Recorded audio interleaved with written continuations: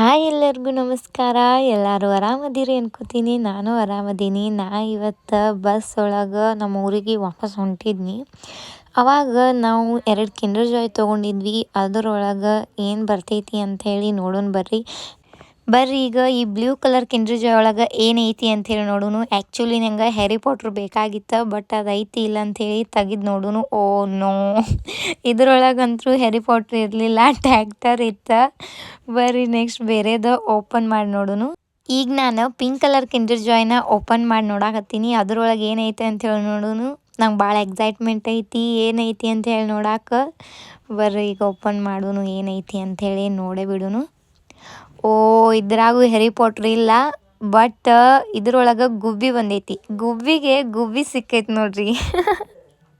ಒಂದು ಟ್ಯಾಕ್ಟ್ರ್, ಇನ್ನೊಂದು ಗುಬ್ಬಿ ನನಗೆ ಸಿಕ್ಕಾವು. ಬ್ಲೂ ಕಲರ್ ಕಿಂಡರ್ ಜಾಯ್ ಒಳಗೆ tractor, pink colour Kinder Joy ಒಳಗೆ ಗುಬ್ಬಿ ಸಿಕ್ಕೈತಿ.